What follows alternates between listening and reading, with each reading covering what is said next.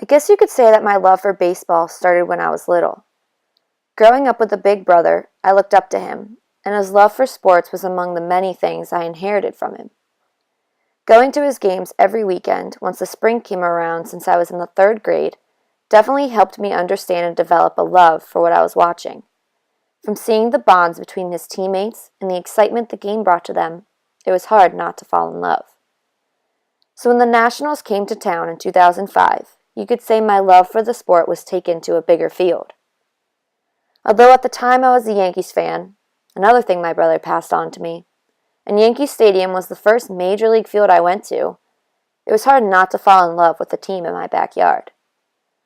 The first time I went to a game at Nationals Park was in 2012, and although we sat in possibly the highest seats in the stadium, there's really no such thing as a bad seat in the park. Our distance from the field didn't keep me from enjoying the game. In fact, I think being able to see the whole field and the stadium around it helped start the formation of the love I have for the place now.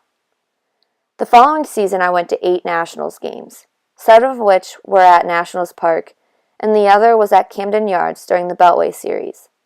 I will have to say, my favorite experience at Nats Park came the day I decided to make a sign for my favorite player, Anthony Rendon. We got there early for batting practice and were able to stand down towards the front of the seats. One of the employees of the park came over and asked me if I would like to get my sign signed. Naturally, I said yes, and we headed towards the dugout. Once the national anthem was over, Rendon came walking right up to me, asking for a hug, and then took a few pictures and signed my hat. Obviously, that was the greatest day of my life.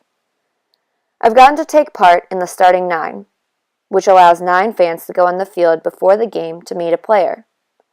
That game I got to meet one of the Nationals' now former pitchers, Doug Fister.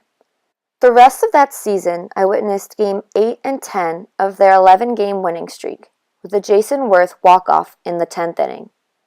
I've seen some comebacks and close wins in the park, and every time it gets better. But I think what really connects you to a certain place are the people and opportunities that place brings to you. After all, a place is only as good as the people in it.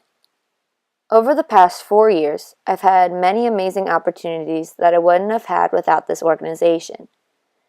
Events like Nats Fest and Night at the Ballpark have given me the opportunity to meet many of my favorite players. From Anthony Rendon, Doug Fister, Max Scherzer, Sammy Solis, Ian Desmond, Ryan Zimmerman, and even the current manager Dusty Baker and Masson broadcaster F.P. Santangelo. Considering this is the field and organization I would love to work for, these experiences have been pretty incredible.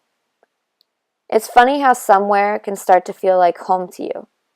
You walk through those gates and you can feel the smile spread across your face, and your spirits lift automatically. The smell of the food around you reminds you of all the good times you've had, and the bonds between fans make you become friends. My love for baseball has spread beyond the gates of Nationals Park. I have set the goal of going to every Major League Baseball park throughout the U.S. and Toronto. So far, I've been to 9 out of the 30. Yankee Stadium, Nationals Park, Camden Yards, San Francisco, Philly, Cleveland, Pittsburgh, San Diego, and the LA Angels are the 9 parks that I've been to so far. Although I've loved the experience of going to all these parks and look forward to going to the rest, nothing can compare to coming home to Nationals Park. Although the season just ended, I can't wait until those gates open back up in April and all the madness starts again.